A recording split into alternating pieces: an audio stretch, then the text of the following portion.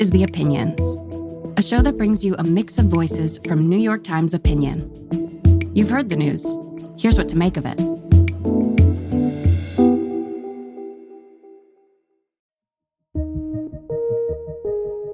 I'm Isvett Verde, and I'm an editor for New York Times Opinion. And my work here focuses on immigration, the border, and Latino power in America. Every 4 years, there's a bunch of hand-wringing by both parties over the so-called Latino vote. This year is no different.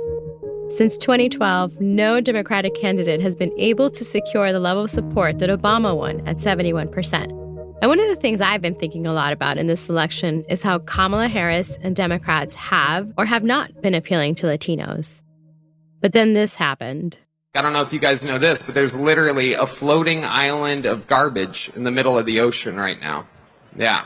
I think it's called Puerto Rico. Okay. All right. Okay. And I wanted to talk to Mike Madrid, who is someone I often turn to in moments like these. Because, as he writes, Trump may have, quote, finally crossed a bridge too far with Latino voters. Mike is a co-founder of the Lincoln Project and a Republican who consults on Latino voting trends and behavior.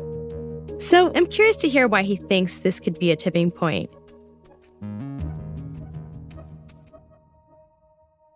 Hi, Mike. Hey, Isvett. Great to be with you. Mike, were you watching the Madison Square rally live?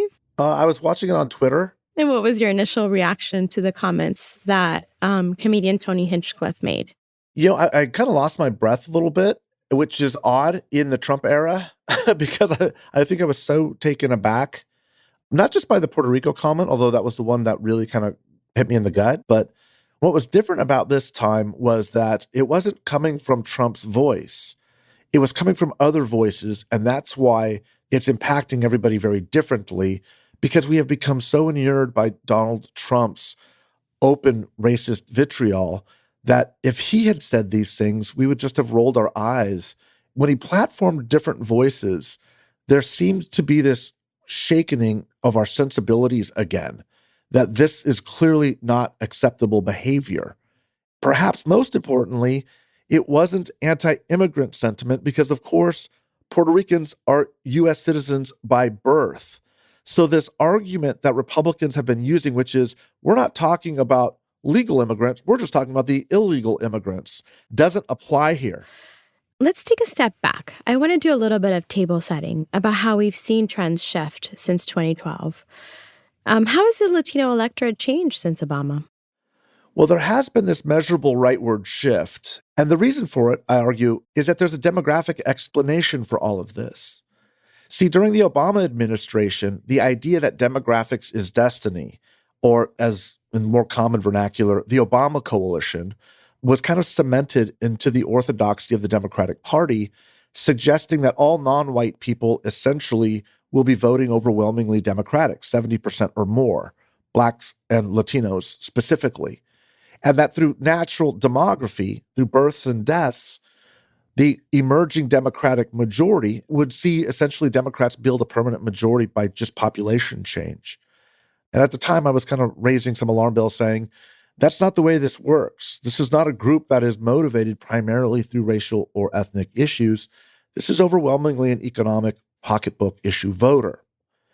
Something very different happens in 2021, and that is we start to see dramatic spikes in border crossings, literally to the month of when Joe Biden and Kamala Harris take office. And it continues for 3 years. And we see the American public starts to move significantly to the right on the immigration issue, not just for all Americans, but for Latinos, measurably, significantly, considerably. And the emphasis then becomes on border security, not on immigration reform. And this is a dramatic challenge to the orthodoxy of the Democratic Party. It had spent 15 years doubling down on the idea that the primary issue and concern for Latino voters was immigration reform. And this begins to prove untrue, especially during the Biden-Harris years. And given, the hurdles Harris is up against, I'm curious how you think she's done, her campaign has done.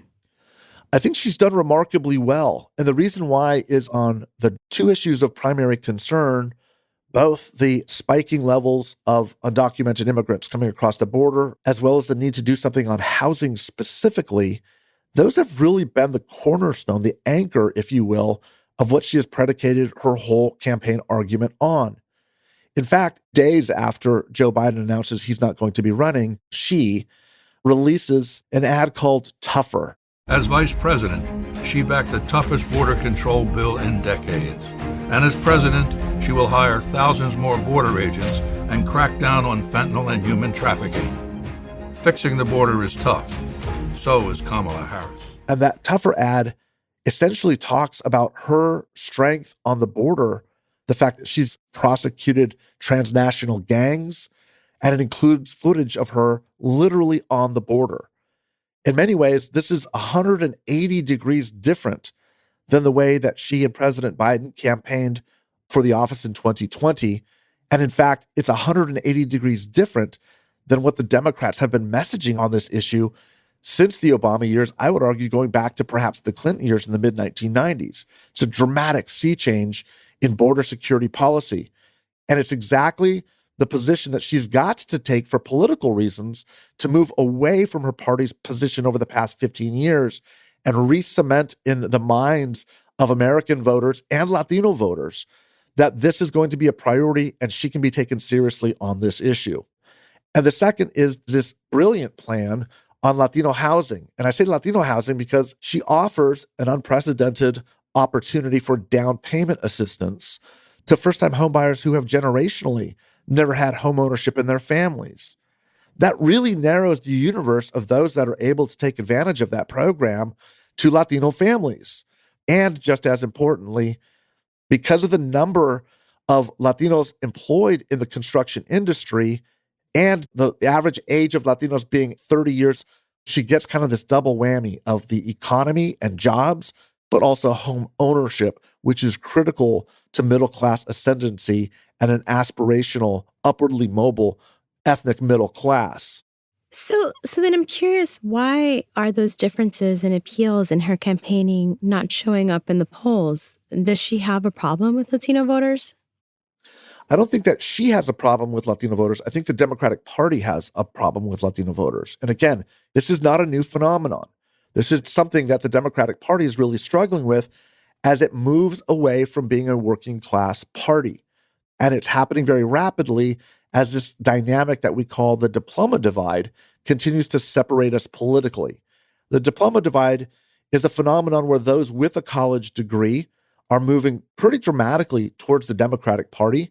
Those without a college degree are moving equally as quickly towards the Republican Party. And that means the coalitions of both parties are changing. It means the Democratic Party is becoming a wealthier, whiter, more college-educated, home-owning party.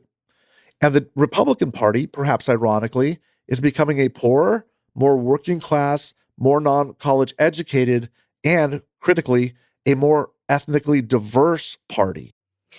Let's return to the backlash to the Trump rally comments now. Yeah. How likely do you think this could make Trump lose with Latino voters? I think it's very likely. And it's ironic because for the past couple of years, I have been saying that it is not ethnic appeals that are going to bring these voters back towards the Democratic Party. So why is this different? Again, the first thing that, as I mentioned earlier, is it wasn't Donald Trump saying this. Remember also, we're about a week out from the election. And Latinos, because they're lower information voters and less civically engaged, are much more late deciding voters. So the last 7 to 10 days are really prime time to be communicating with Latino voters. And just as they're tuning in, they're seeing these culturally offensive messages that aren't just being said from the stage of Donald Trump supporters, but it's picked up immediately by very significant social media influencers, cultural leaders, Bad Bunny, Jennifer Lopez, Residente, Ricky Martin, Geraldo Rivera. It begins to start penetrating into the culture. Latin music superstar Nicky Jam. Do you know Nicky? She's hot. It's an honor to me to meet you, Mr. President. People that come from where I come from, they don't meet the president, so I'm lucky. I'm gonna say this, but we need you to be the president. And when you have a musician or an artist as prominent as somebody like Nicky Jam, he retracted his endorsement, which tells you this is not just a political discussion anymore. It's a cultural discussion. Renuncio a cualquier apoyo a Donald Trump y me echo a los lados a cualquier situación política. Puerto Rico se respeta, Nicky Jam. And this injects itself into the discussions at restaurants, at soccer fields, on radio stations in a way that nothing else could break through. So it's really hard to suggest this isn't going to have some impact. We can debate how much, but it's going to have some impact on the outcome of the election. What difference could a shift in the Puerto Rican electorate in the U.S. mean come election day? Well, I mean, look, the most significant place it could have a direct impact is Pennsylvania, which is, of course, the most important state. In fact, Pennsylvania is the only one of the 7 swing states that has a Puerto Rican plurality. And so just a 2 to 3 point shift in Puerto Rican public opinion, voter public opinion on these issues could have a tectonic impact. Beyond that, the diaspora does shrink considerably because most of the other Puerto Rican community lives in Florida, New York, and New Jersey, which are essentially already decided. These aren't really competitive states. In some ways, the Puerto Rican diaspora suffers from what Mexican Americans have always been challenged with, which is even though Mexican Americans are the largest plurality of Latinos in the state by a wide measure, they disproportionately live in states that are already either very red or very blue. And so the Latino vote won't have a decisive impact in most of these states, Arizona and Nevada being accepted, of course, at the moment. But there's a very real possibility that Puerto Rican voters will begin to replace Cuban voters as the key essential bloc, because Cuban Americans have had a disproportionate impact on the narrative politically of who Latinos are because they've been largely concentrated in one of the most important swing states over the past 50 years, which is Florida. And as Florida is no longer a swing state and Pennsylvania becomes into contention replacing it, it's the Puerto Rican diaspora that curiously could actually be the most important of the Latino subgroups in determining who the next president and perhaps presidents of the United States going forward. You know, despite whatever happens next, something I think a lot about is this, idea of Latino. And I wonder, do you think the label or even the idea of a Latino vote could become irrelevant? In time, and probably not in the too far future, yes, the idea of the Latino voter and the Latino ethnicity will fall by the wayside. And the reason is because Latinos, by definition, are a multiracial people. And so the more we become a multiracial society, the more we blend. Latinos, by the way, have the highest interracial marriage rates of any race or ethnicity. Generationally, as we become less racially and ethnically and culturally distinct, yes, we will see the end of Latinidad or Latino identity because it will be too complicated to measure, too complicated to figure out, and we will find other ways to kind of identify who we will be as Americans going forward. Going into Tuesday, Election Day, what do you think is going to be the headline of the role that Latino voters played?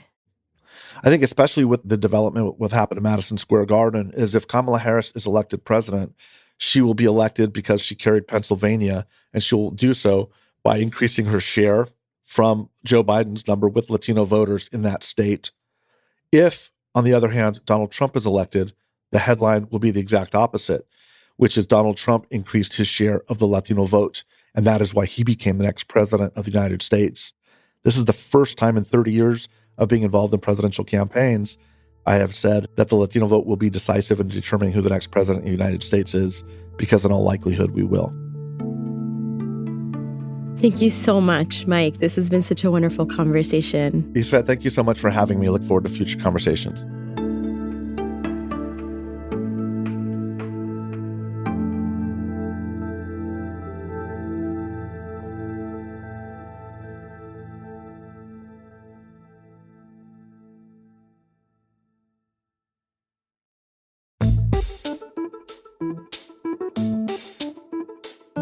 If you like this show, follow it on Spotify, Apple, or wherever you get your podcasts. This show is produced by Derek Arthur, Sophia Alvarez-Boyd, Vishaka Durba, Phoebe Lett, Christina Samuelewski, and Jillian Weinberger. It's edited by Kari Pitkin, Allison Bruzek, and Annie Rose Strasser. Engineering, mixing, and original music by Isaac Jones, Sonia Herrero, Pat McCusker, Carol Saburo, and Afim Shapiro. Additional music by Amin Sahota. The fact-check team is Kate Sinclair, Mary Marge Locker, and Michelle Harris.